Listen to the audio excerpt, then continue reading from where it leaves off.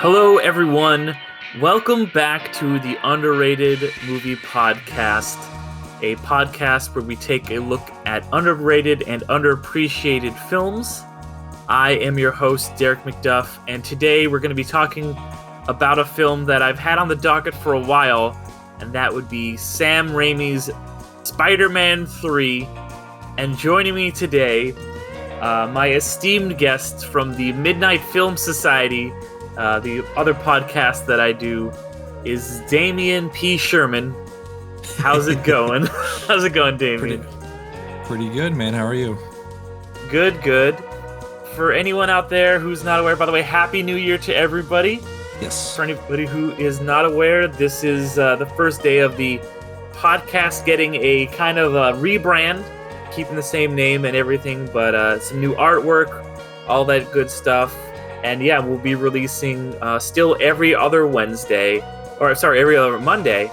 But now it's going to be on a different Monday, so that's why we got 2 episodes in a row, which also means that now me and Damian shows, which used to be on the same day, will get released on opposite weeks. So if you won't have to hear me twice on the same day if you are listening to both of those shows. You can space out your Derek listening.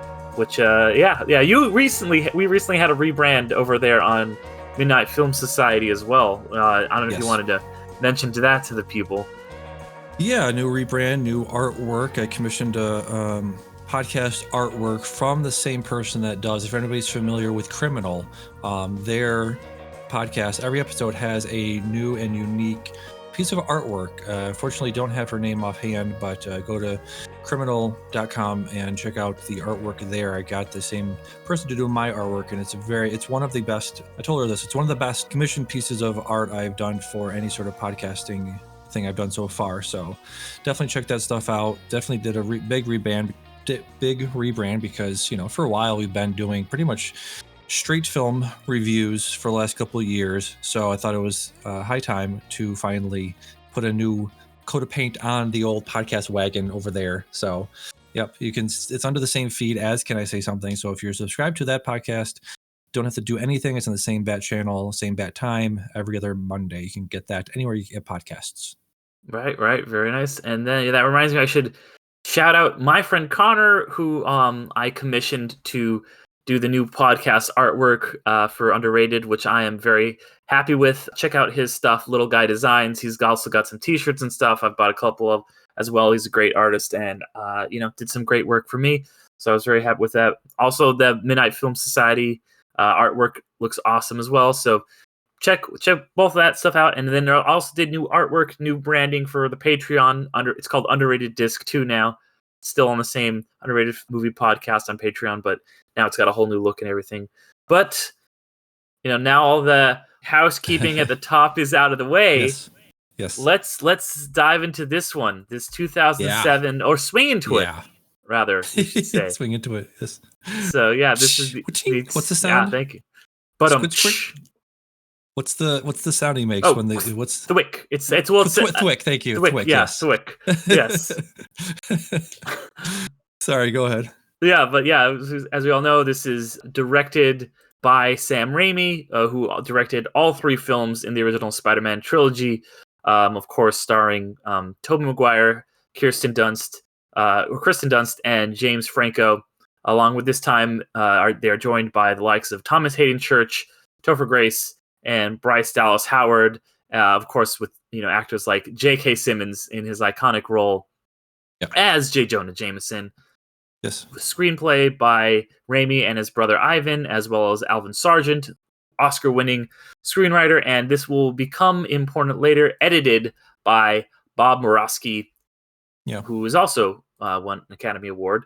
But Damian, when this one dropped in 2007, what did you think of it, and what have you thought of it over the years? I know this one has quite the reputation online, to say the least. Massive reputation. Doesn't need to be said. Just one more note of the sort of below the line credits there. Christopher Young does the music. Stepping in for famously Danny Elfman did the scores for the first 2 films. So I don't know if I noticed. I don't know if somebody asked me, was that the same guy? I probably wouldn't have known. I don't know if you noticed any sort of difference between this one and the first two in that respect. Yeah, it's something that I think at the time I feel like subconsciously I was like, is this a little bit different? Then I saw it wasn't Elfman. I was like, oh, that makes sense. It wasn't a thing where like I Yeah. would have like, this is definitely not him. But when somebody told me, it was like, okay, I get that. Yeah. But yeah, I have some stuff to say about his score. Not a ton, but a little bit. Yes. I've got a couple notes on his score as well. But Yes. yeah, he stepped in because Danny Elfman is a big old creep. I don't know if people know Yeah. this, but yeah, he's kind of got a reputation. Yes, he does. So yeah, overall, what I thought of this when I have succinct memories of seeing this the day it came out. The theater was packed. This was before they had reservation seating, so I believe we probably got a seat somewhere up front. We got there pretty late. Big anticipation there. This is '07, so this is a year before Iron Man. That was probably in the works, but I didn't really have any idea that it was being in the works. So I wasn't really as into filmmaking and keeping up on I didn't have my finger on the pulse, as I would say, on media as much as I do now. So went into this as a spry 22-year-old, loving the first movie, loving the second movie. Obviously, the second is held up as one of the best superheroes movies of all time. So this is a few years after that. Had no idea about any behind the scenes of like, oh, so they have a new villain. That's going to be too much. They had no idea about the behind the scenes of people like Avi Arad, which alongside Isaac Perlmutter got the rights to the movie adaptation. So he had a lot to do with. We'll get into it later, but he had a lot to do with the villains that were in this. Again, no idea back then. So to answer your question, back then, highly anticipated it, and when I saw it and I liked it and I walked out, I was like, yeah, that was weird. I think weird and off kilter, and I was like, okay. In the halcyon days of being a young person and being somebody that didn't think about media critically as I do now, I probably came out of this was like, I don't know, something was weird about that, but I don't know how I feel about it. It's one of those like, if your sexual awakening, you have like those weird feelings of like, what is this? What is this feeling I'm feeling of like, and walking out of this, I had feelings of like, something's not right. I don't know what's going on. I can't put my finger on it. I can't articulate my feelings very well about this, but that didn't feel right. And so jump to now, seeing it for the first time. This is probably my first time seeing it since then in full. Still didn't like it. I don't think it's a great movie. I don't think it's a good movie. I think some of the digital effects hold up fairly well. I think James Franco, again, in the light of being a creep, the things he does in this movie do hit very, very differently than they did back then. So overall, didn't like it then. Still don't like it now. Basically, that's my overall thoughts on Spider-Man 3. Right. And we had talked about beforehand. I asked you to watch the editor's cut, which I got a chance to check out. Did you get? Yes. And you said you did not get a chance to do that. Is that correct? Right. So the thing was, like, I didn't watch it. So I watched the regular version. We could sort of compare notes there. Mm-hmm. And so the editor's version I read was, they had a few minutes added here, some taken off there. So in terms of like, it's not a 3-hour cut, or it's not the Snyder cut. It's not a lot of like major plot beats or plot points were changed. So overall, tell me what. So I saw the same version I saw back in 2007. You saw a different version. Can you tell us what was different and how it affected your enjoyment of watching it? Yeah, let me back up a little bit because I do want to talk about, this is not a thing that is widely known that there is this editor's cut. Yeah. That came out a couple years ago by Murawski, the original editor, who, I have a lot of respect for. He edited all these movies, edits most of Raimi's movies. He won that Oscar for The Hurt Locker and saw this as something he wanted to go back to. And, I had a very similar experience to you when I originally saw this, where I watched it and I was like, I liked that, but there was something kind of off about it. There was something kind of weird about it. And I had, though, a lot of knowledge going into it, like who the villains were going to be and stuff like that. Like I was a really big Spider-Man. Spider-Man was my favorite superhero at the time, and he might still be. So I was very big into the first movies. I watched the shows in the 90s. I had seen Thomas Hayden Church on like Conan or something, and he had this whole thing where he's like, I'm not allowed to say what the name of the villain is, but I can say the name of like the person. And he was like, I'm Flint Marko, and then the crowd was like Sandman, and he was like, I can't confirm it, and like it was one of those things. But so I kind of knew going in what it was going to be, and knowing I loved Venom from the old TV show, so I was like hyped on that, and I think that Avi Arad and some other studio people were like, we've got to put Venom in this movie, and I think that had a lot of that was not the story that Raimi wanted to tell. Raimi was much more interested in this Sandman story and that whole arc, which I think is the much stronger thing. And I think that it does get a little crowded, a little bit convoluted with all the Venom stuff.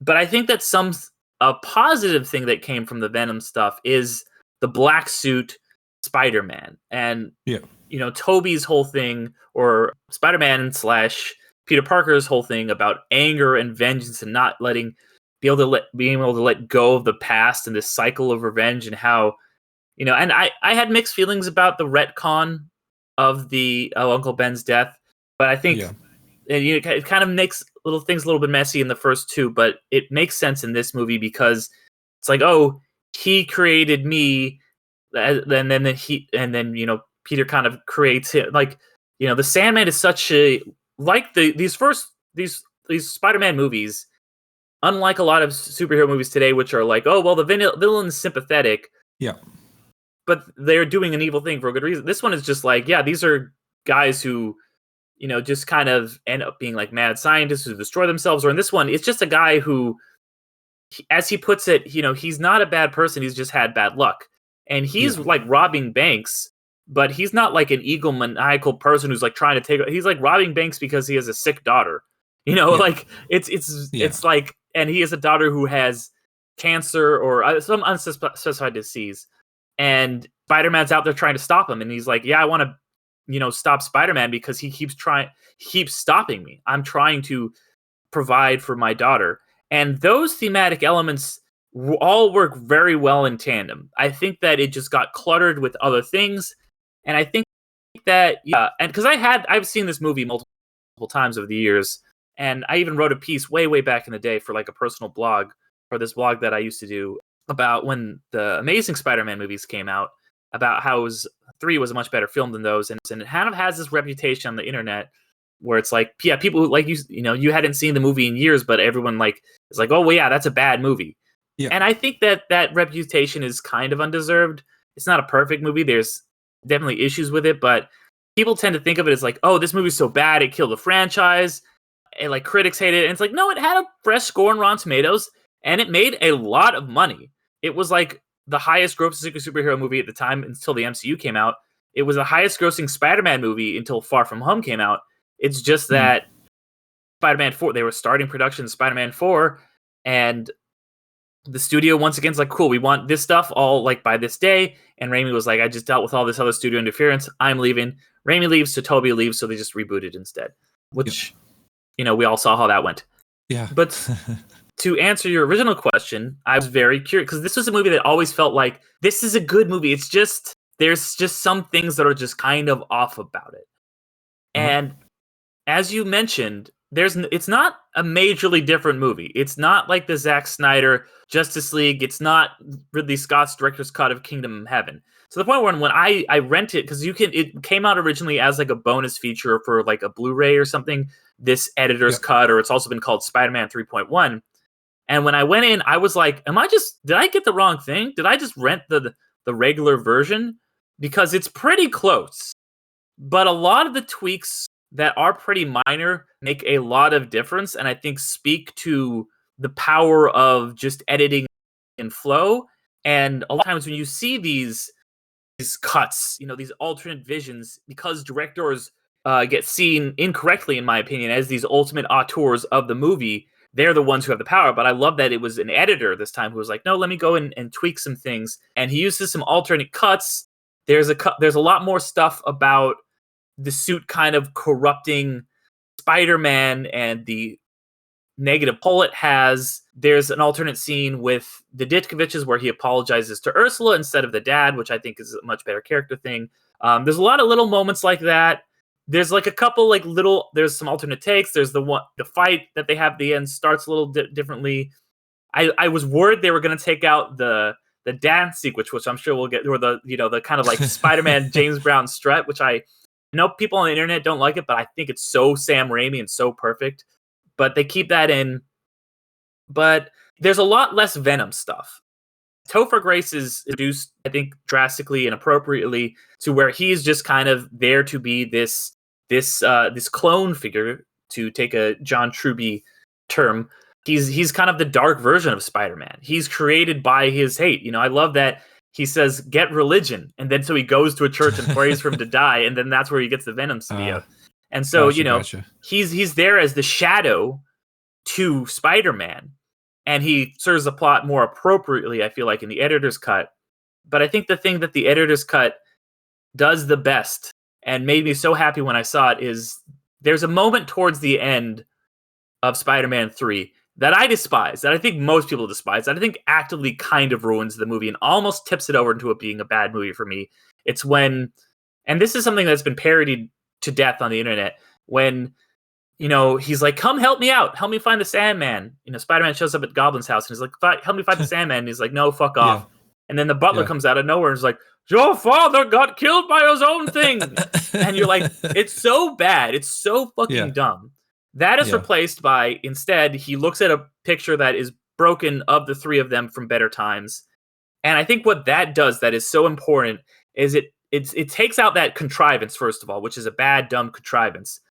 Yeah. And instead of it just being like Goblin gets this redemption, he makes this decision because of some outside force that completely takes away his agency and his ability to see his father as he truly is and to see his friends as they truly are. It puts it back on him. It puts it all in his own headspace and makes that decision once again his own decision. And it makes that arc that these characters have had over the three films hit so much. They're friends in the first one. It ends with that, I want Spider-Man dead in the first one. And then when the second one, that was one of my favorite cliffhangers ever. It's like pulls off the mask. Oh my God, it's my best friend Peter. He's betrayed me. And for him to kind of fully realize, like, no, he never really betrayed me. Yeah. It's I have been in the wrong. And for him to actively make that decision really strengthens the end of this movie for me. So yeah, to answer your question, long story short, those are the differences. Gotcha. The guy that told him about that, his butler, was John Paxton. It was Bill Paxton's father, actually. Oh, wow. Bernard. Yeah. No, he has one of the great lines in the movie when he's just like, "Bernard, do I have any girlfriends?" "Not I know of, sir." That's awesome. Yeah, really well said. I do just want to point to one thing that I saw in this movie that really bugged me, which I understand, like, superhero movies are generally held to a different standard, right? We can't just, you can say that it has to make sense. It has to have a good storyline. It has to have these sympathetic parts. A superhero movie still has to adhere to storytelling parameters of, did you make me feel something for the character? Did you provide a good motivation? Those type of things, right? But there are those superhero movies probably never win an Oscar for Best Picture. I understand that, right? It's not Citizen Kane that everyone says. But there was a speech or some kind of lesson or some kind of presentation that Trey Parker and Matt Stone were giving.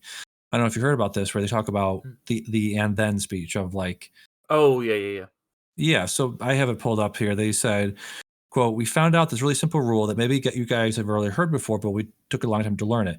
We can take these beats, which are basically the beats of your outline, the words, and if the words and then belong in between those beats, you're fucked. Basically, you've got something pretty boring. What should happen between every beat, as you've written down, it's either the word therefore or but. What I'm saying is, if you come up with an idea and it's like, so this happens, right? But then that happens. No. It should be, this happens and therefore this happens. But this happens, therefore this happens. Literally, we'll write down something to make sure we're doing it. We have our beats. We'll say, okay, this happens and this happens. And that affects this and does that. That's why you get a show that feels like this to that, this to that. Here's complication to that. Matt Stone said, fuck, I see these movies. You see these movies where you're just watching and this happens and then this happens and this happens. And then you're like, in a movie, and you're like, what am I watching this for? So in this movie, I'm not sure if it was in a lot of other Spider-Man movies. I haven't rewatched them before, but I'm just going to quickly go through some of the major beats of this movie. It's a movie that I think doesn't stand on its own very well because at the beginning they do this quick rush through of like in the opening credits they show the first one, they show the second one. So if you haven't seen those two, you're kind of quickly caught up, right? Mhm. But James Franco's character, the what's his name? Harry Osborn. Harry Osborn. Yeah, he's just like, I hate Spider-Man. I know I hate Peter Parker. I hate both of them. Very quickly just goes through and gets the powers and then starts fighting him and then gets hit in the head and it doesn't remember things. His arc in this movie, like you said, probably ends very well, like you said, because of the editing, because of the new scene put in there, the way they flesh his character out at the end. In your version, it does sound very good. But the things he does in this movie, like he said, are then he does this, and then he gets the powers, and then he attacks Peter Parker, and then he gets his memory lost. There's no, this thing happened because of that thing, therefore this happened. There was no but. There was no, like you said, agency. There was very little agency in Harry Osborn's character, and if you look at the reason that Peter Parker does the things he does, why does he do them? Because he got stuck with, and then the asteroid lands on Earth, and then it sticks to Peter Parker, and then he gets really angry and really emo. See what I'm saying? Like all that, a lot of the reasons for the plot points in this movie are that something else is shoving them towards it. Like again, the Venom is a very good example of, it attaches itself to Topher Grace, attaches itself to Eddie Brock. And so therefore he attacks Peter Parker. There's so many moments in this movie that I'm just like, so the motivation behind what they're doing isn't because of the thing we saw in this movie or a thing that they are, like you said, very well. At the end, like you said, in the original version, the butler says to him, this thing happened, right? So the butler is, like you said, in the original version, the butler says to him, your father didn't get killed by Peter Parker, he did himself, right? So like you said, takes away his energy, that takes away his motivation to then make up with Peter Parker and help him fight the Venom and the Sandman, right? So yeah, okay. Right? Am I getting? I mean, right? I kind of disagree with you, to be honest. I think that there is a pretty clear, like you say, okay. So yeah, there is and thens from before the movie, like I mean, but it's the end of a trilogy, so that makes sense. So in the last movie, he saw that he was Spider-Man, so therefore he goes to fight him, and he hits his head, and therefore he has no memory. So therefore, Peter Parker is thinking that his life is happy, everything's going well, and he starts to take his relationship for granted, and kind of back talks to Mary Jane, then that causes, or therefore. That causes Mary Jane. Is it therefore, or is it that and then? Yes, therefore he's taking his relationship for granted.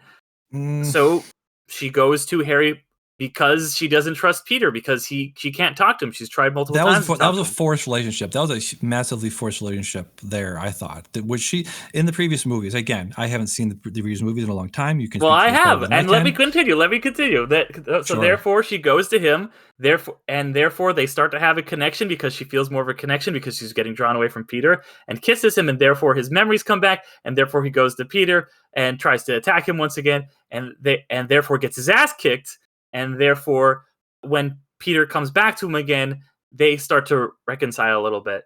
So I kind of disagree with your analysis there, to be honest. I think you could make the case as both. I think it could be seen as both. Like I said, I just read the book Normal People, a very good book. Highly recommend it. A lot of the conflict in that book, and this is a conflict, what would you call it? A conflict mechanism or conflict generating theme, which is either miscommunication or no communication, or somebody just you see that it's a very big trope in sitcoms where somebody will not communicate what they're feeling or thinking or doing, or the motivation behind what they're doing, and therefore is the conflict. And I think it's a very artificial, it's a very weak sort of storytelling tool, is to have two people in a situation where it could have been solved. And again, I understand that's a well-worn trope, and it's a trope that's in a lot of movies, not just superhero movies. I get that. But it's a trope that I really can't stand, and it's in this movie where you have him getting the Venom on him, right? And okay, so his psyche is affected by the Venom, and therefore he can't speak the way he wants to. He can't communicate that I just had this weird Venom thing attack me. And did he get the Venom before or after he kissed Gwen Stacy on that presentation or whatever? It was after, and the Venom is kind of attracted to him because of him being angry. Like Conflicted. it gets more attracted to him when he finds out about the Sandman being his father's real murderer and the rage that starts to build. And that's why what I like. I think that it makes sense in this almost like Norse Viking cycle of vengeance that just kind of builds and builds, and how the black goo, the Venom suit, becomes this literal personification of just anger and vengeance that passes from one person to the next. And then Topher Grace, because he is angry at Peter Parker and Spider-Man, gets infected by the rage, the anger that was infecting Peter Parker, and that cycle just keeps going and going until the end. The cycle is finally ultimately broken because Peter forgives the Sandman in the end, which is a really powerful moment for me. And I get what you're saying, because this is an overstuffed movie. This is a movie that admittedly is overstuffed with too many villains, a lot of plot lines, and they do jump back and forth between them. So the through lines are maybe a little bit muddied. I think that is a problem that is a little bit mitigated in, once again, the editor's cut, which I know most people haven't seen, but I still want to talk about it because I think it does solve these problems, because a lot of the scenes are presented in a different order. There's one scene that I didn't mention before that I think is a really powerful scene, where you see the Sandman he just becomes a sandcastle and his daughter sees it. There's this really tender, sweet moment. So yeah, and I think that really does speak to the power of editing and how something in one cut can feel like, oh, this just happened because it needed to happen at this point in the film. Whereas this new cut flows a lot better. It's a lot more interesting. And, they did have 10 years of hindsight in internet reactions, but it doesn't seem reactionary, because there's some things in that editor's cut that stayed in that were big butts of jokes of the internet for a long time, and they stayed in the movie. Just speaking to like the overall tone of it, you mentioned the editing. The editor's cut does, like you said, mitigate some of the weird tonal shifts in the original cut. I do, again, trying to defend the movie a little bit, or defend the genre a little bit, and or defending the movie because it isn't in a genre that is known for being goofy and cheesy and saccharine and all of that stuff. So just to speak to like specifically him going emo and those dance movements, and I cringe watching this right just now while watching it. And maybe that's the point. Again, I assume your response would be, that's the point. You're supposed to cringe at it. You're supposed to think that his behavior is childish and selfish and machoistic and all of these things that you would look at and just go, oh God, Jesus, why would you whisper in that woman's ear so sensually, hey babe, hey toots, get us a good seat. Oh God, dude, find us some shade. Find us some shade. Now dig on this.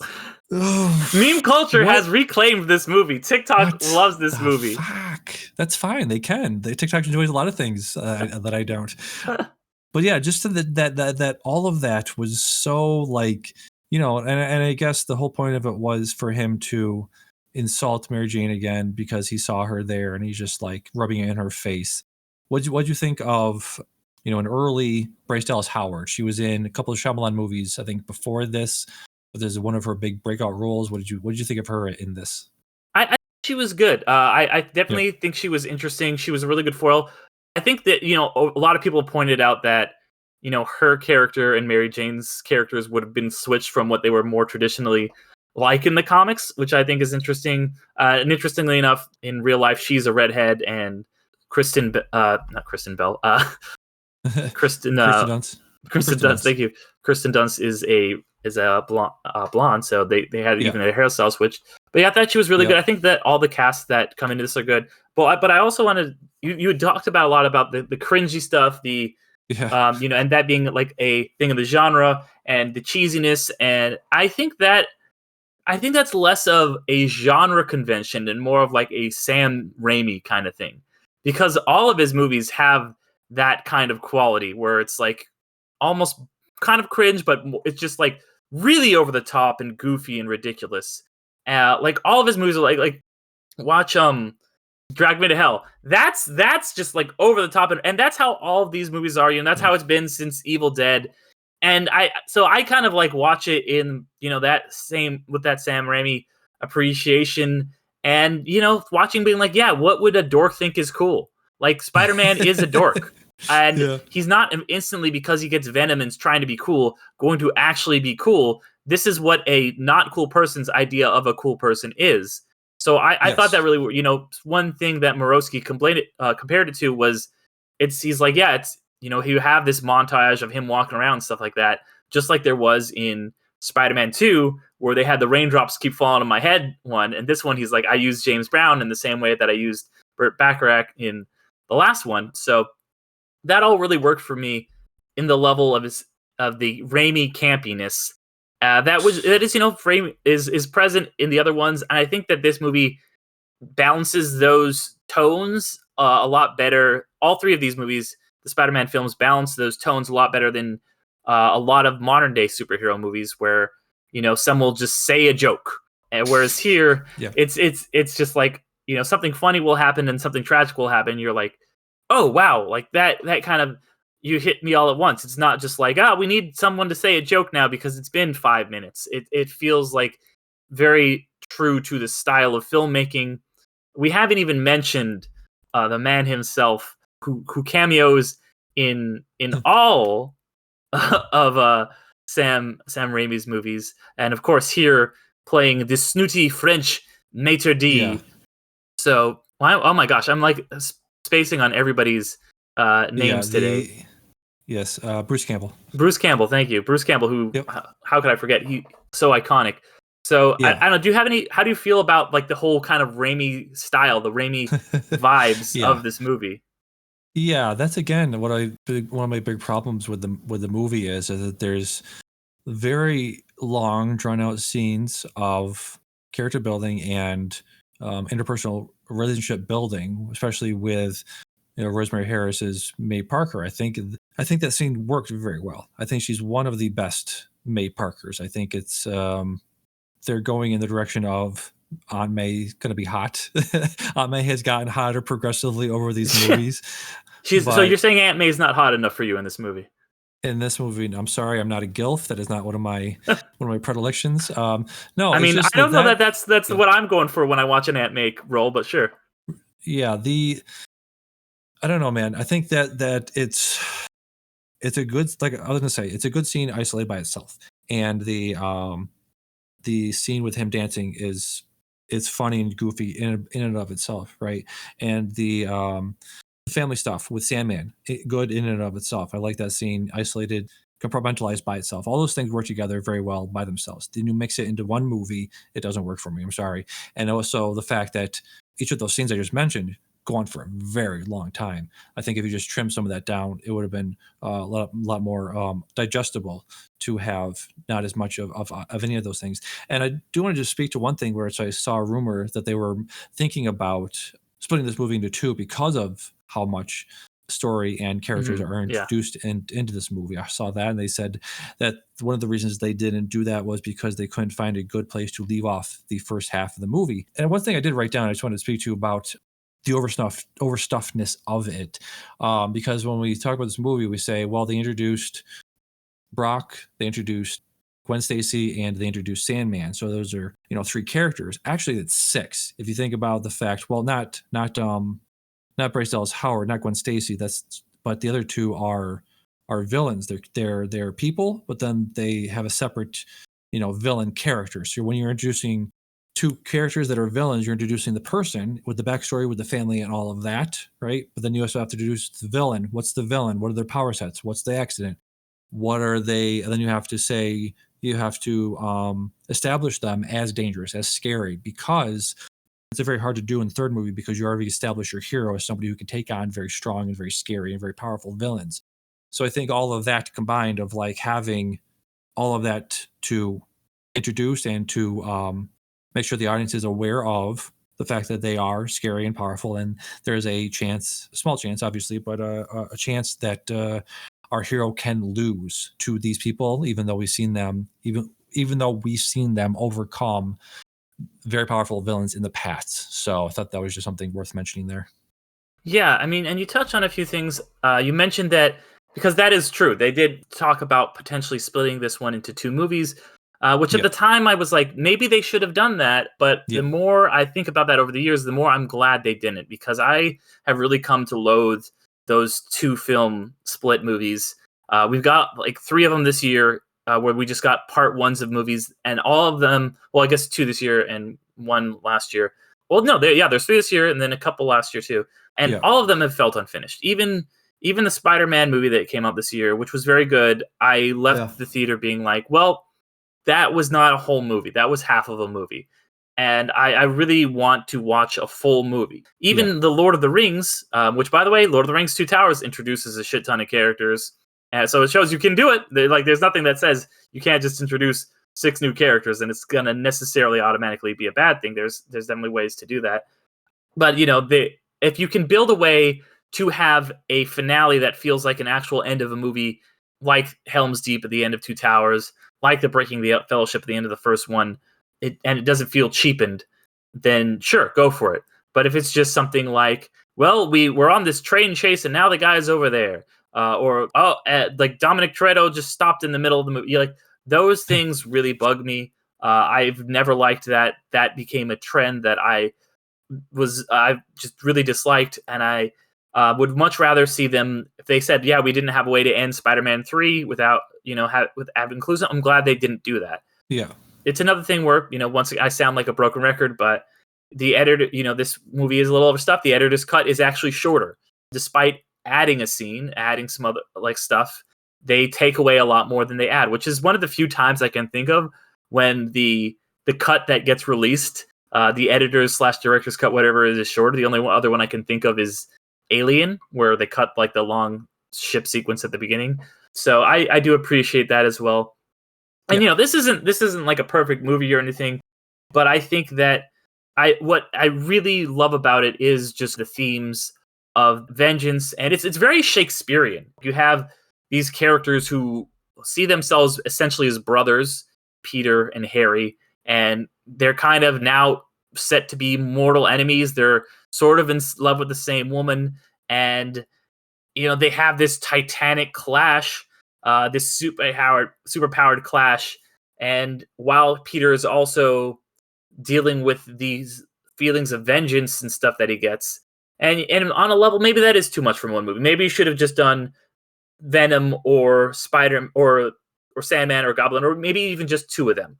But I think that it's still ultimately there's a lot more, even in the theatrical cut, that I like than I dislike.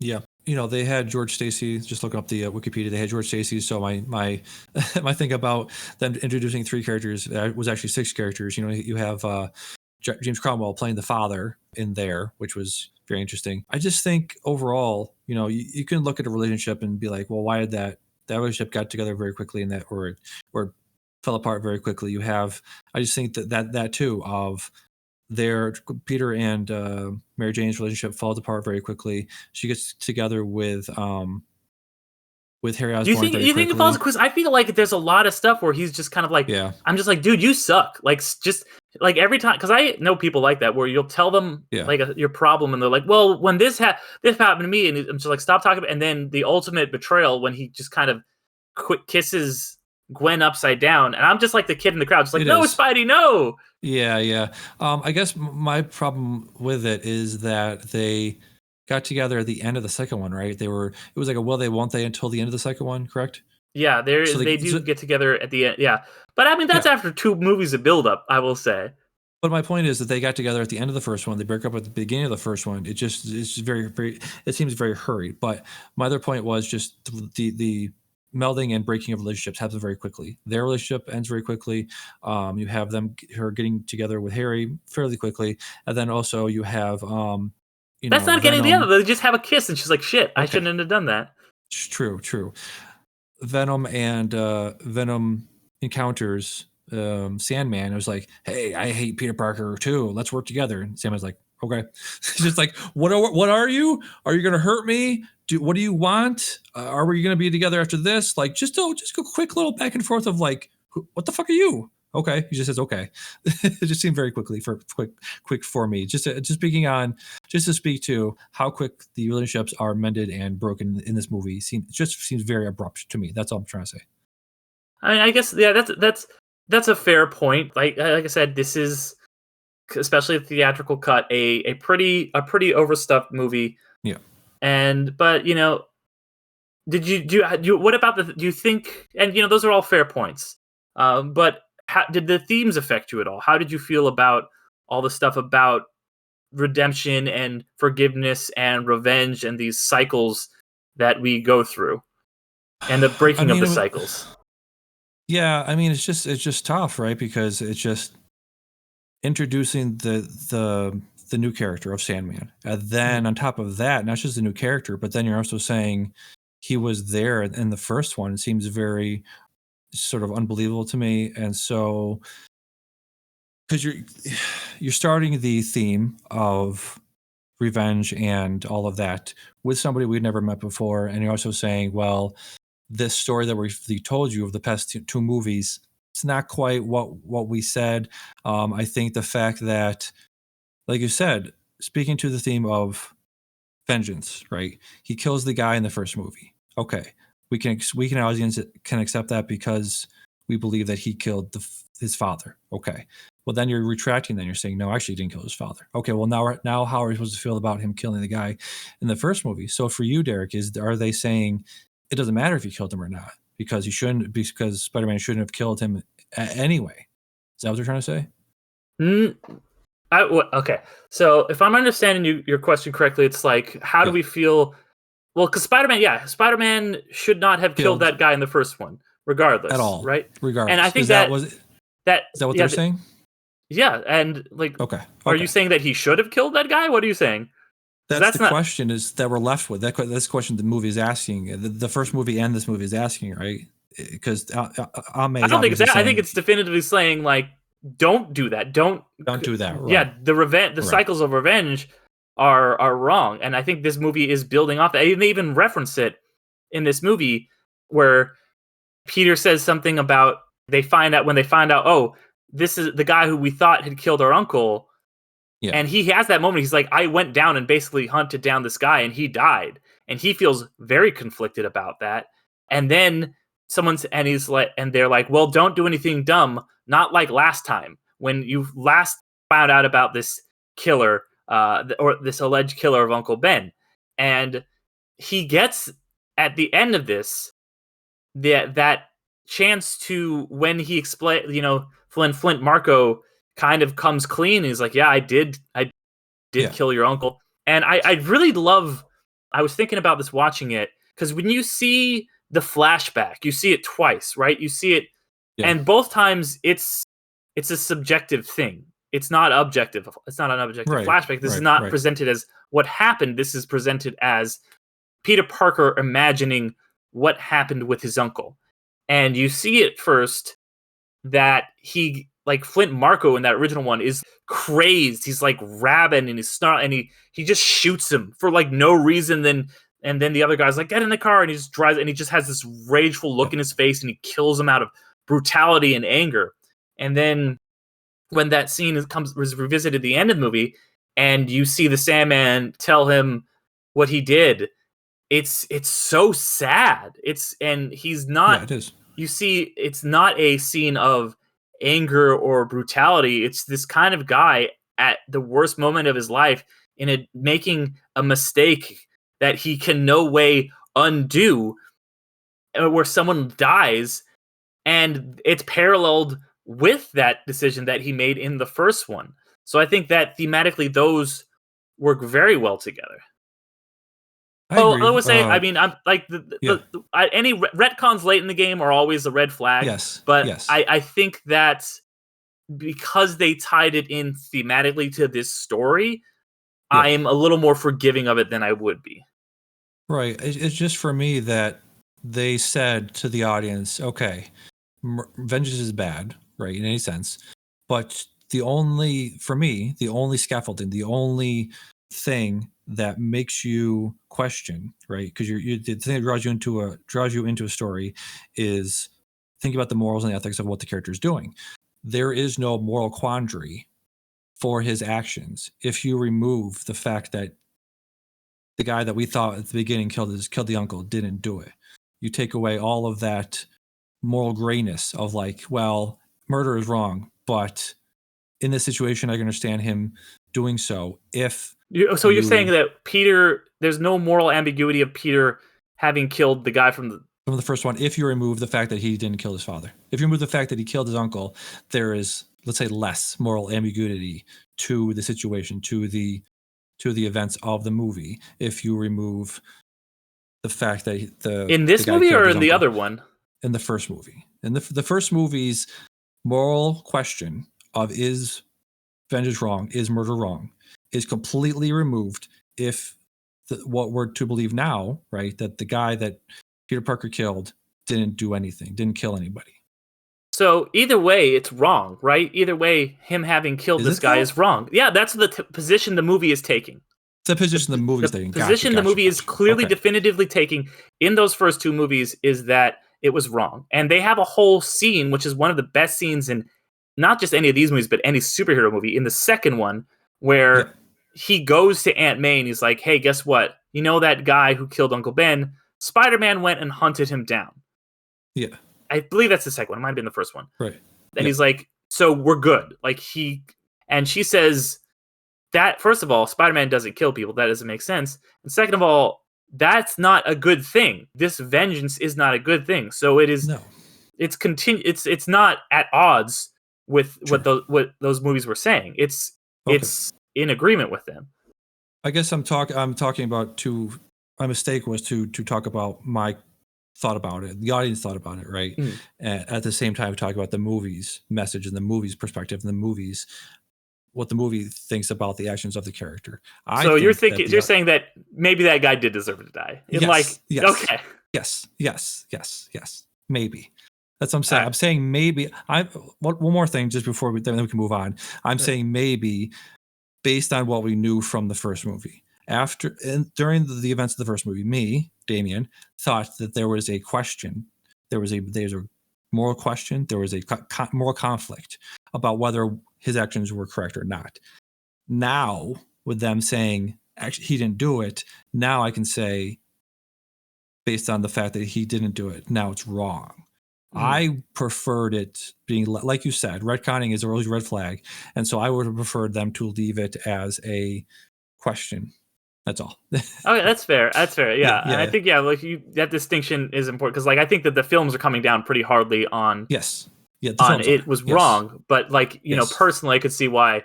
Yeah, that would be questionable. So not right or wrong, questionable. Okay, that's fair. Yeah. Okay. Yeah. For me personally, I kind of wasn't questioning it, but it wasn't questionable to me. But yeah, that's I guess a matter of taste in watching these movies. Yeah.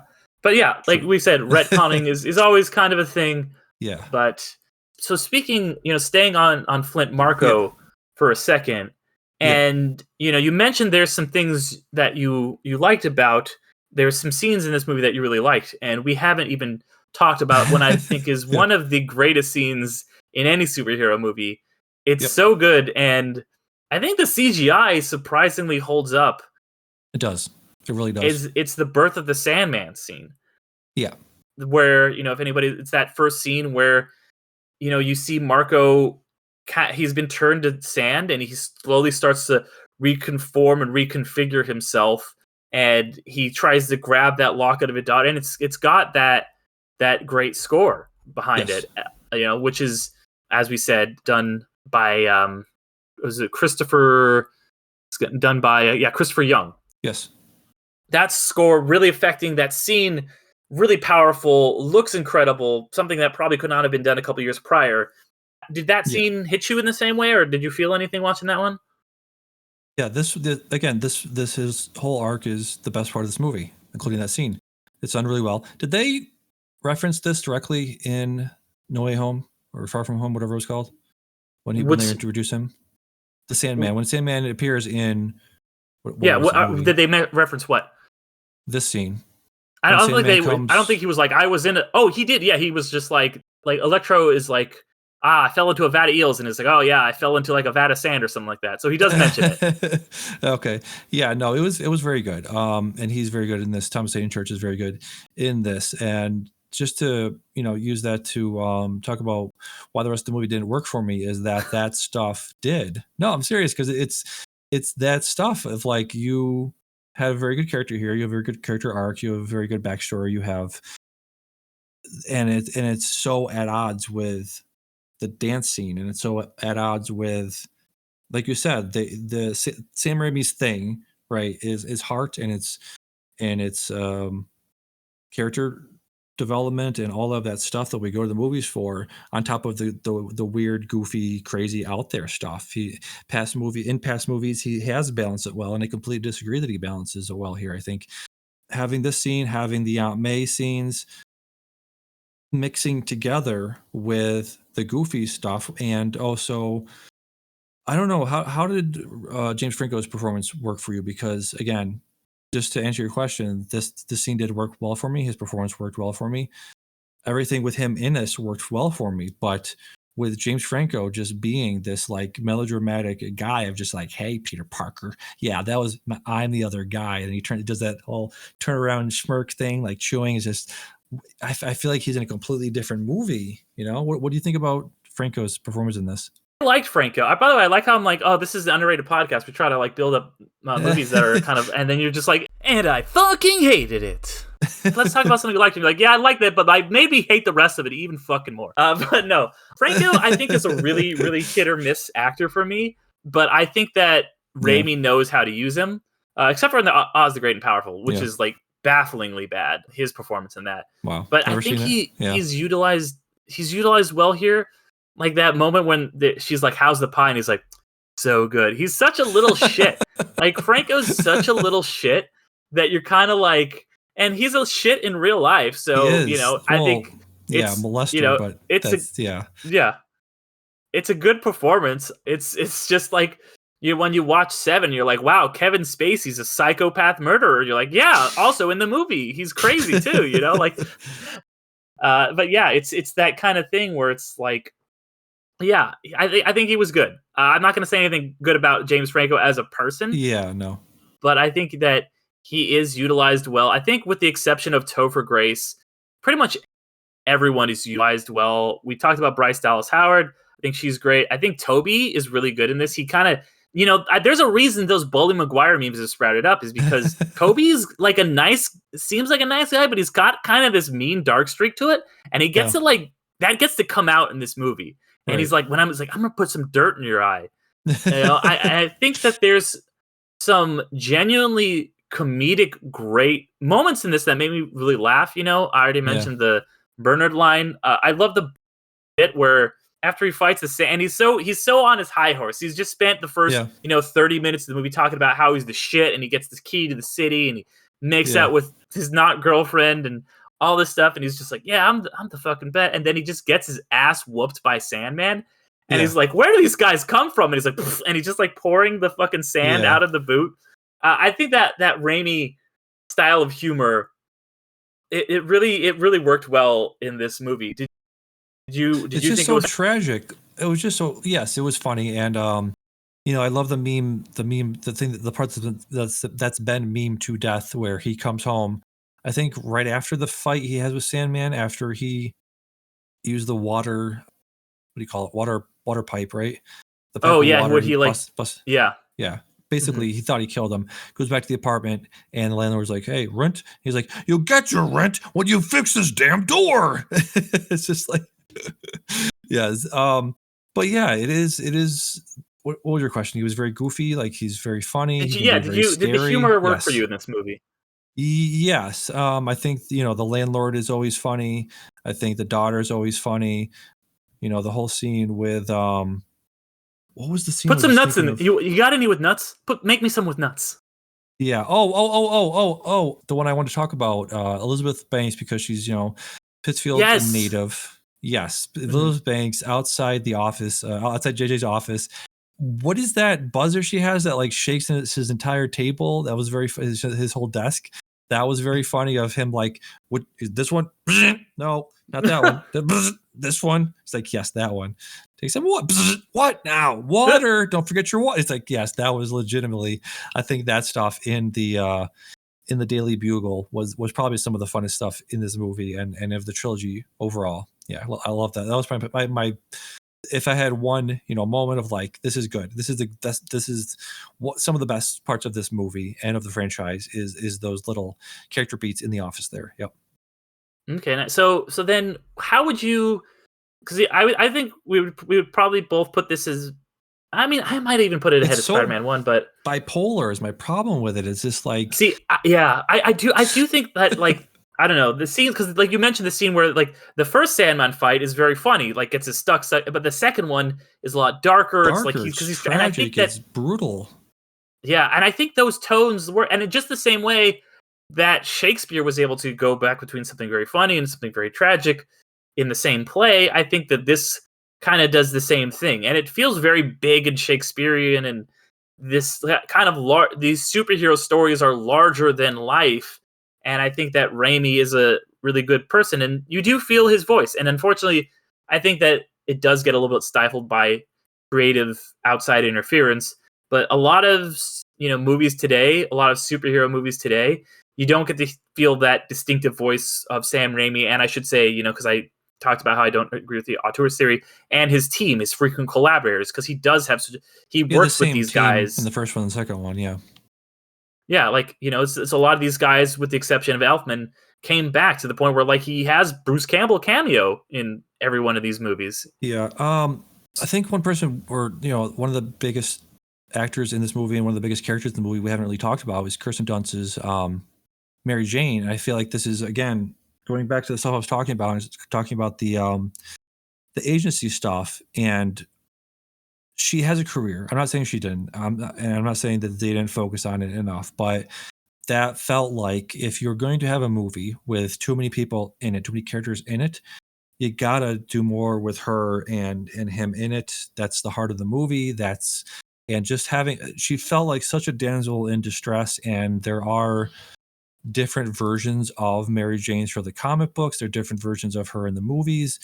I was really feeling sorry for Kirsten Dunst as an actress and Mary Jane as a person, which I guess is the point, to make you sympathetic to her plight. But I felt depressed for her and for the character, because she just is this person who is trying to communicate with him. And again, going back to what I said earlier about miscommunication and lack of communication, probably should have said, earlier, that she was fired. Again, I understand that's a very, very, very, very common point of conflict between any characters, is you're not communicating. You're not saying what you're feeling. You're not saying what's happening to you. If I'm going to fault this movie with it, I have to fault many other projects with that same specific point of conflict, and I get that. But she just felt so underdrawn. She felt so put in the back burner. At the end of a lot of these movies, it's just her falling. It's just her being caught. It's just her screaming. It's just has very little agency. I would have preferred. You're probably going to say, what do you want out of her? Just something, her doing something, her helping him in some way, physically, emotionally, scientifically, socially. She dropped a cinder block. Yeah. So very, again, just this. She's billed second to this movie, and if you had asked me what was her billing, I would have said seventh out of everybody. So I will halfway agree with that criticism. Thank you. Because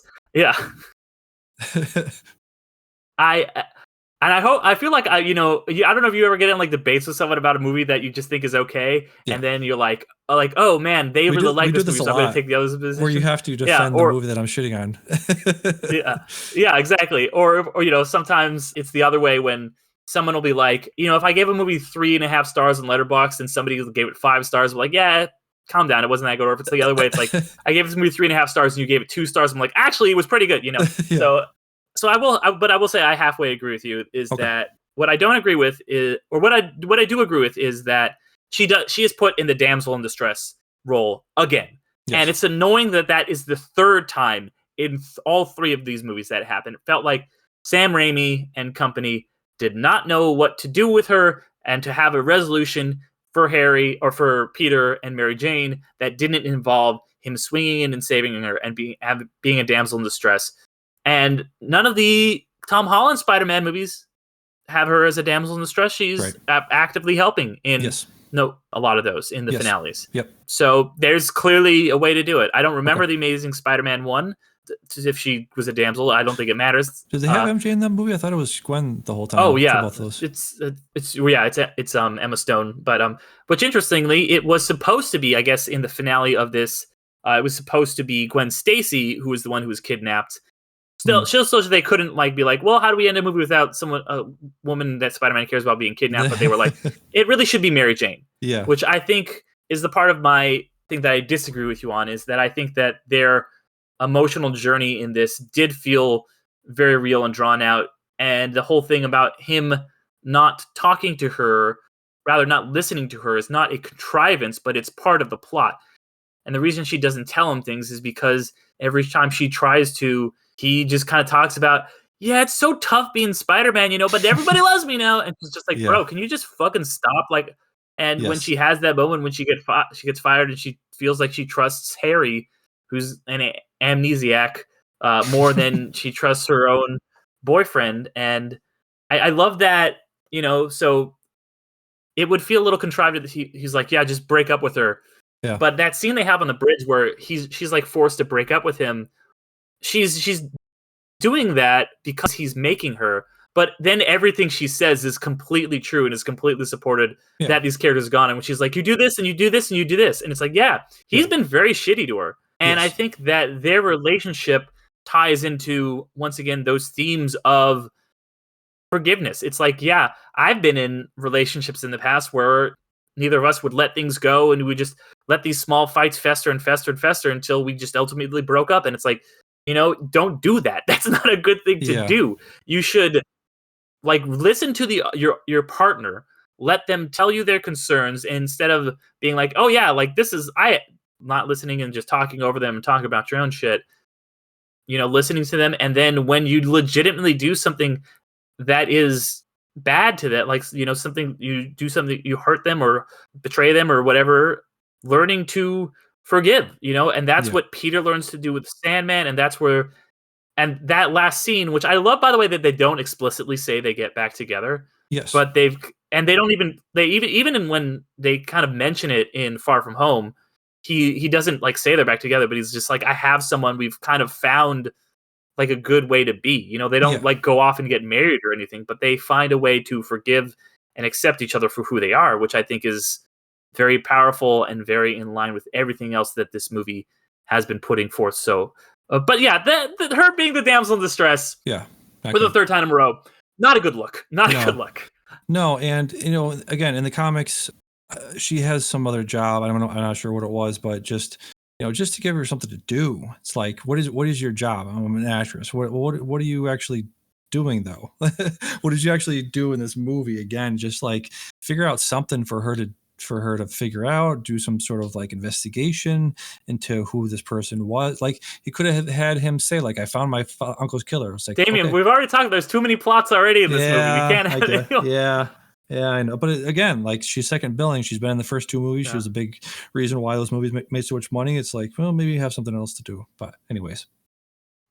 Yeah. Well, how would you rank this among the other live action Spider-Man movies? Do you think it's ahead of the Garfield ones, ahead of the Holland ones? How does this play out in terms for you compared to the other ones? So for me, probably would say Spider-Man, Sam Raimi, Spider-Man 1, up in the top third. Spider-Man 2 could be in the top 5 of all of them.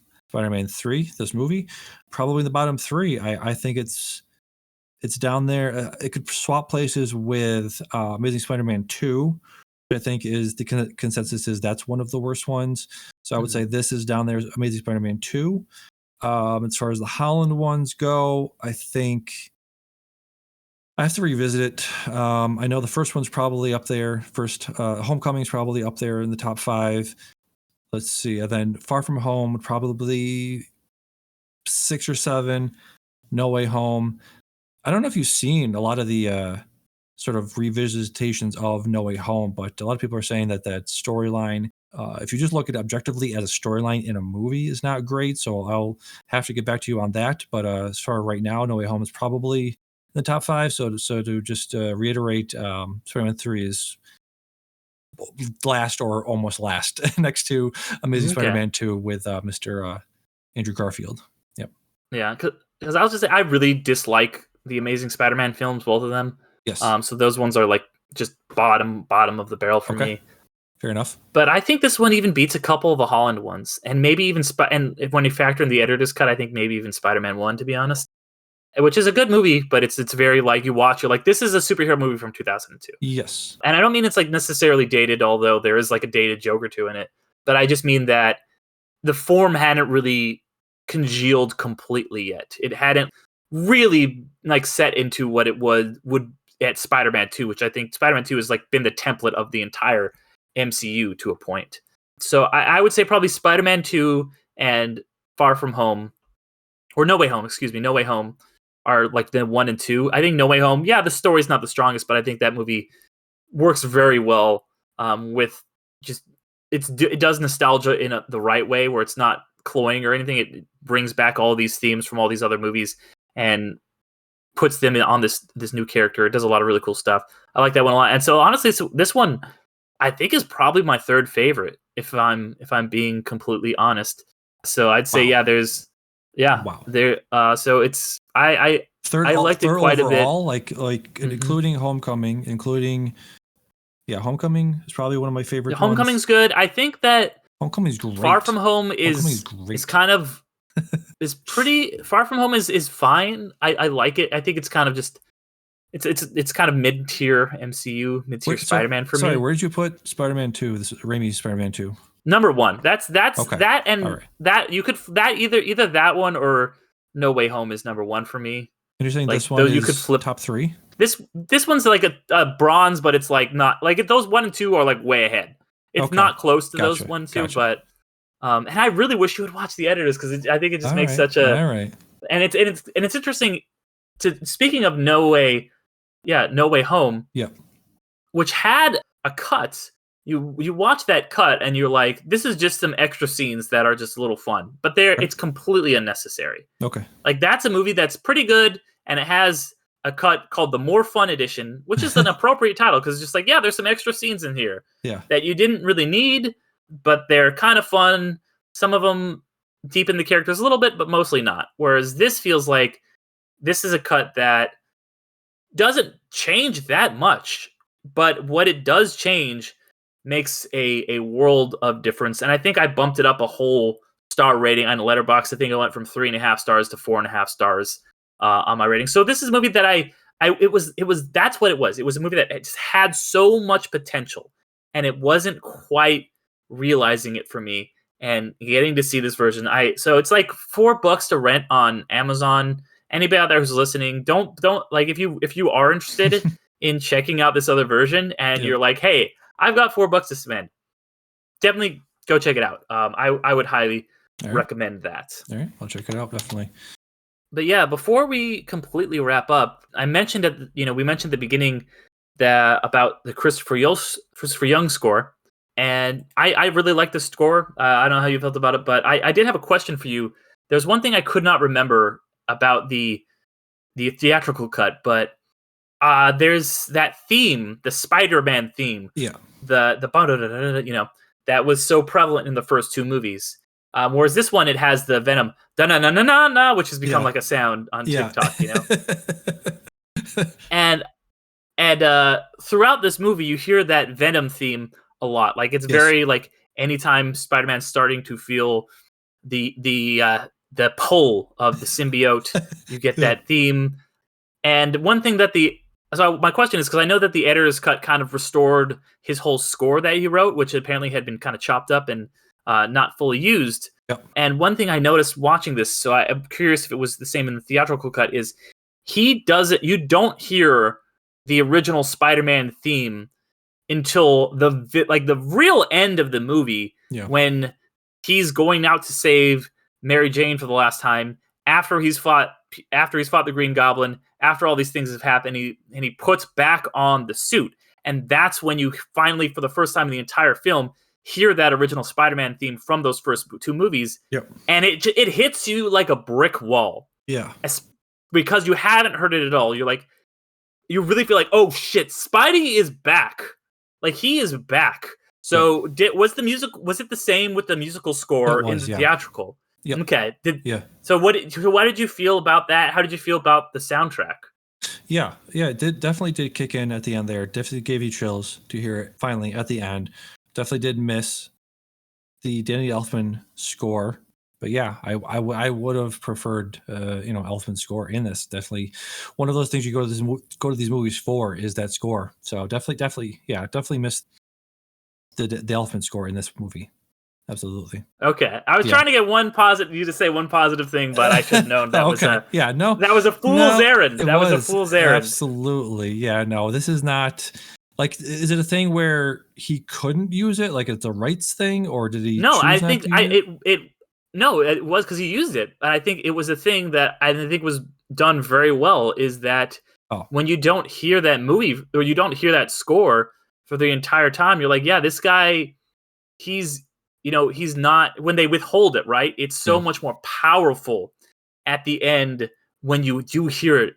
And because it really made me emotional after withholding it for the first hour and 20 minutes or whatever. Yeah. Playing it there at the end, being like, we're back. We're fucking back. Spidey's here. I'm feeling it again. And he's ready to go. So I was so glad to hear that triumphant return of that music. It felt like completely, it's like, yeah, the character is triumphantly coming back. He's shed this shitty Venom persona, this emo haircut, strutting down the street to James Brown. he's shred all that. He's got rid of Bully Maguire, and we're back to the Spidey we know and love. And that's one thing that is so important about a musical score, is that they can cheat. They can make you feel these things by just playing a thing. And it's one of those things where less is more. By not playing it until that exact moment, it really makes it that much more powerful and impactful. And that's one thing that I think some of the modern Marvel movies haven't done necessarily as well. But one time that they have done it very well is at the end of Endgame, when all the Avengers start coming through the portals, and you hear exactly same concept. You feel like you're like, oh shit, it's happening. They got the Avengers score going, and in that same way that got me pumped up in Endgame, it got me pumped up at the end of this movie. Yeah, I'm glad for you. I've never invited you on another episode of this. I gotta be me, man. I'm not gonna come on here and just be like, yeah, I liked it. No, I did not like this movie very much at all. That's fair. Crazy. The internet has broken your mind, just like everyone else with this movie. Do we have to do? So we're gonna do it. We've relitigated this. You've come around to this, thinking this is a good movie. All right. Now, do we have to do X-Men 3? Do we have to do Ghost Rider? Do we have to do Blade Trinity? X-Men 3 has no. Those movies were not good. Those movies were X-Men 3. X-Men. I don't like any of the X-Men movies. Really? To be honest. I think X-Men 2 is overrated, and I think about the originals or Far From Home. What about Days of Future Past? Days of Future Past is fun. I do think Days of Future Past is fun. That's probably my favorite one. Yeah. X-Men 2 though, those. So the difference between those movies and this movie is those movies were like, look at the Rotten Tomatoes scores for those movies. They're like 20, and they did not make a lot of money. Although I will say, I think Spirit of Vengeance is a movie I might. Ghost Rider 2 is a movie I might cover because it is schlocky and ridiculous and just over the top. It did get bad critical scores. It did, and it hasn't had a internet resurgence like this one had. But yeah, this is a movie I think this kind of reputations got reacclaimed. Speaking of trilogies that got reclaimed, do we have to go full blank check and just do a prequel trilogy revisit and just go down that road? Well, that's because Star Wars. I don't want to get into it, but Star Wars fans, they dislike anything recent. But Marvel fans are a little better. They like the recent Spider-Man movies. Yes. But speaking of trilogies, like you mentioned, the prequel trilogy. Yeah. This is the end of a trilogy. What is your favorite end movie of a trilogy? What's a movie that ended a trilogy right? Well, there's so many with the MCU, right? There's the Thor trilogy. There's the Avengers trilogy. I guess if we're going to count Avengers 1, Age of Ultron. There's 4 of those movies. 4. Okay, fine. So I'm saying trilogy, Damien. So it's not Back to the Future. The third one was not great. You'll probably say it's great because you like bad movies, apparently. Everyone loves Back to the Future. You're just an old man who just Back to the Future angry. 3 people. Everyone loves Back to the Future 3. We covered that on this show. That's a good movie. Is it? Yes. All right. Let me look up some. Name me some trilogies, and I'll tell you if it's good or not. Just Star Wars. Do you like Return of the Jedi? Which one? The original. Yes, that is probably the original trilogy is probably one of the best trilogies out there. Let me see. Matrix trilogy, no. Probably there's one. There's one that's just should be on the tip of your tongue because you watch it. We watch this every year. You know it. Yeah, I mean, I'm asking you to say it. I'll talk about mine in a minute. Lord of the Rings trilogy is the best trilogy of all time. Yes. This in this was a debate in Clerks 2, right? They were talking about best trilogies. There's only one return and it's of the King. Godfather trilogy, no. So yes, we've established, to answer your question, and to establish a champion, a king of Gondor, it is the Lord of the Rings trilogy is the best trilogy. Yeah, I think So Return of the King is the best ending of a trilogy. Yes. Right? Yeah, I think that's pretty apparent. So what are we talking about number 2? Let's figure out number 2 then. No, this is a number 3. This is a number 3 Spider-Man 3. No. Podcast. I'm saying the it's another the second best trilogy. Second best trilogy. Okay. What is it? The Hobbits, the Hobbit trilogy, right? No. How to Train Your Dragon. How to Train Your Dragon is a pretty great trilogy. How to Train Your Dragon 3. Great score as well. Yeah. Very good. Toy Story. I know there's they did a 4th one, but which is also good. But that 3rd one is kind of the perfect ending to that trilogy. What do you think about the other Sam Raimi trilogy? The Evil Dead trilogy. Oh, Evil Dead. So that would be Army of Darkness. Yes. I haven't seen it in a while. What do you think about Army of Darkness? I just saw it for the first time recently, actually. I think it's one of these movies that I go back to and I watch and I'm like, there is no plot. There's literally no plot to this fucking movie. Overall, fine. It's fine. It's got the cut trailers. It's got again. I think with this movie and Spider-Man 3 and with Army of Darkness, I think the supporting cast has a lot to do with it. I was going to mention like why the Tom Holland movies work for me more so. Did you say that the Holland movies were below the Raimi movies for you with Spider-Man? Some of them are. Okay. I think I said I had both. I had a Raimi and a Holland in my top 2. I was just looking through the cast list. That is unbeatable. Like comparing the supporting cast of Raimi movies to the MCU movies, just unbeatable. Wait, which one are you saying is better? Holland movies are better in terms of supporting cast. No, Willem Dafoe, supporting cast. Supporting cast. That's one guy. That's one man. Okay. What about Dr. Otto Octavius? You know, like they literally brought people from the Raimi movies back into the Holland movies because they were so good. True. Thomas Hayden Church from this movie. You know, let's go back to your question about best third movies. World's End. Well, yeah. Would Spider-Man No Way Home be one? Right. Spider-Man No Way Home. Yeah. Honestly, I got to revisit it. I keep hearing, hearing in the grapevine, through the grapevine, where that word is, that the plot doesn't hold up, the story to it doesn't. See, that's the thing. Don't worry about the grapevine. That's one thing I think has destroyed the reputation for this movie. Says the man that brings everybody's so concerned about the grapevine and the film bro. You bring in film bros. You bring in film Twitter all the time to the conversations. You're telling me not to worry about. I'm saying, don't worry about them. Don't worry about the fact that film Twitter hates this movie, because I think that's like the internet has really been like, this movie's bad. Yeah, and I'm like, fuck that. I like this movie, and if you like a movie, fucking like it. You know, don't worry about what the consensus is on the internet about a bunch of angry white dudes typing in their computer like, George Lucas ruined my childhood. You know, there's a really good documentary about that. Fanboy. And, no, it's a documentary. The People versus George Lucas. Oh. And just like the anger that and control that fans feel over their franchises. And I'm like, it's something that I think is happening with Indiana Jones. Something I think happened with this movie, where it's just like, the internet gets mad because something doesn't work for them, and it kind of becomes the overriding narrative that like, yeah, this is a bad movie, so you're not allowed to like it. I think that's complete bullshit. Where do you put Last Crusade in terms of third movies? Oh, that's a good one. I think Last Crusade is my favorite. Okay. Raiders might be a better movie. They're both basically perfect. Yep. But Last Crusade, like if I'm gonna watch one, yep, and I can only watch one, I'm gonna watch Last Crusade. What do you think?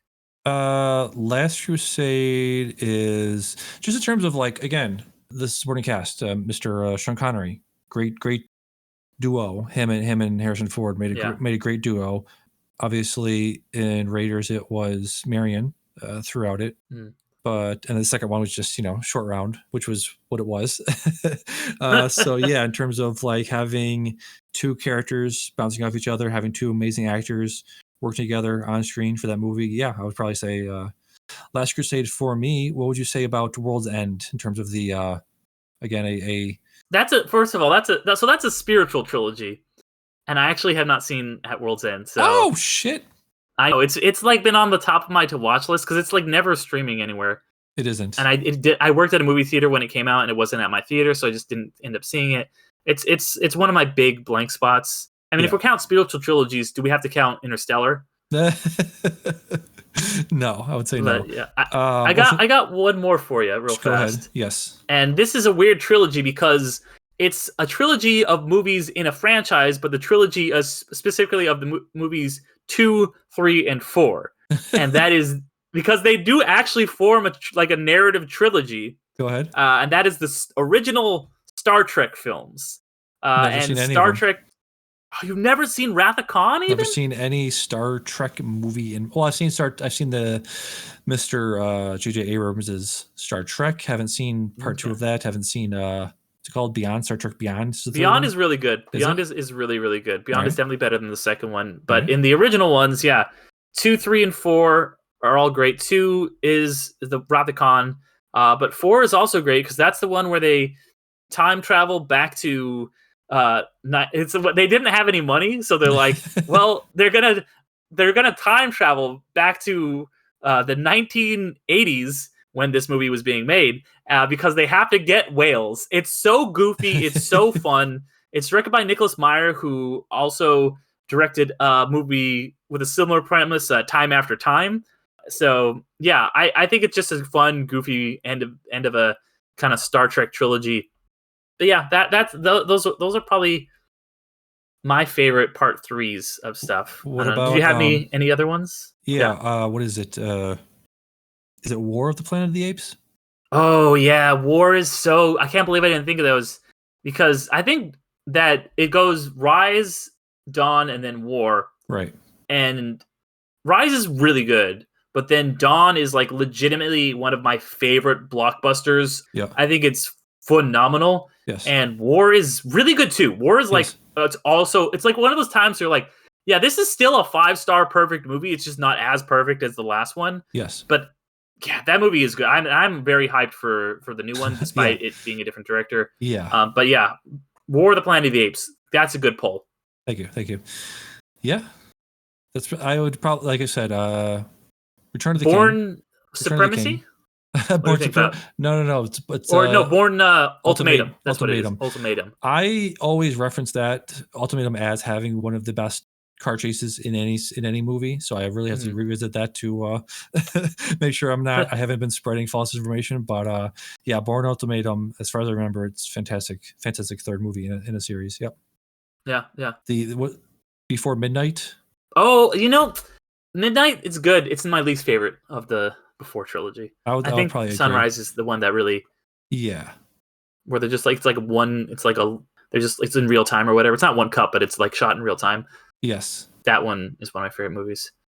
Yes. What about Bill and Ted facing the music after 20 years, finally making the third part? That one, no. 30 years almost. Matrix Revolutions, no. Matrix, what was it? Resurrections, the fourth one, but yeah, no. No. No, you didn't like Bill and Ted 3? Can't say I did. What about Scream 3? All right. Scream 3? What do you think of that one? I've never seen 3. I've only seen the first 2. Gotcha. I hear it's not good though. I hear that's just through the grapevine, so it might be wrong. But Terminator 3. I love Scream 2. Terminator 3, Rise of the Machines. That is a bad movie. That is a bad movie. Thank you. That's like Good. fan fiction. That movie. It is. It literally is. What do you think about Dark Knight Rises? I think it gets more hate than it deserves. I would probably agree with that. Alien 3?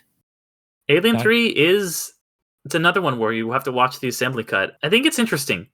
It's low on my David Fincher rankings, but like it's David Fincher. The guy doesn't miss. It's actually going to be one I'm going to be covering in a future episode. I've already got a guest lined up for it, so tune back in for that one. Alien Heads, if you're a fan of the quadrilogy. Finch boys, Finchmans. The Finch man. What have Fincher's fans called? Finch boys? Finch heads? I don't know who I think that David Fincher would actively hate that question. Yes, I think he probably would. Anyways, yeah. So yeah, thanks for coming on. And not pulling any punches when it came to this one. That's my whole oeuvre. That's my modus operandi, as they say. Because I don't like the whole this thing is terrible or it's the best thing ever. But sometimes you have to call a spade a spade. You just kind of do. And this one I call it's.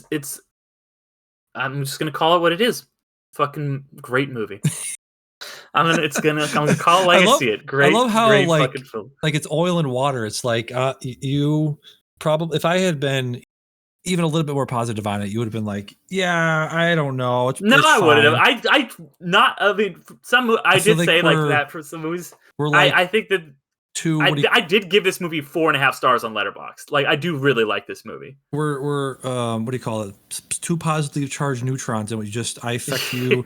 I push you to your most positive extremes, and I'm just like this negative thing that you're just like, no, that's actually okay, fine. I wasn't gonna praise it so much, but because you're shitting on it, I have to come with my white knight armor to this movie's defense. How dare you, sir? Not for this movie. This movie legitimately I really like. I thought I was like gonna maybe get you to be like, well, I didn't love it, but these things were good. Because that's the premise of the show we're on, Damien. I will say, like you mentioned a little while ago in this 3-hour podcast that the memification of this movie, right, has definitely affected a lot of people's brains. You were correct that in my brain, I am a chronically online, which means the memes, I have all seen the memes so many times. And so the part in Spider-Man 3 when he grabs Brock's camera, throws it against the wall, and he's like, later, chump, and he jumps into the river. He does like a frog splash into the river, and his butt comes out. Like for some reason, I always think of that scene where he's like, later, chump, and he farts and jumps into and he hears it's the Scooby go.